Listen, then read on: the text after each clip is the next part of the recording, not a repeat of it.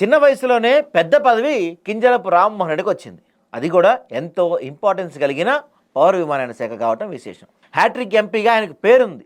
దివంగత ఎర్రన్నాయుడు రాజకీయ వారసుడు. అలా రాజకీయాల్లో వస్తూనే ఆయన విజయాలను తన ఖాతాలో వేసుకుని ముందుకు వెళ్తూ ఉన్నారు. దాంతోపాటుగా శ్రీకాకుళం జిల్లాలో కింజరపు వారి కుటుంబం హవా కొనసాగుతూనే ఉంది. కేంద్రంలో రాష్ట్రంలో 2024 తర్వాత ఎన్డీఏ ప్రభుత్వాలు ఏర్పాటయ్యాయి. అయితే శ్రీకాకుళం జిల్లాలో కేంద్ర మంత్రి, రాష్ట్ర మంత్రి పదవి రెండు కింజరపు కుటుంబానికే దక్కాయి. దాంతో టీడీపీలోనే కొంత అసంతృప్తి ఉంది. ఇప్పుడు రామ్మోహన్ ఇండిగో సంస్థ నిర్వాహకం మూలంగా తన శాఖాపరంగా ఇబ్బందులు ఎదుర్కొంటున్నారు.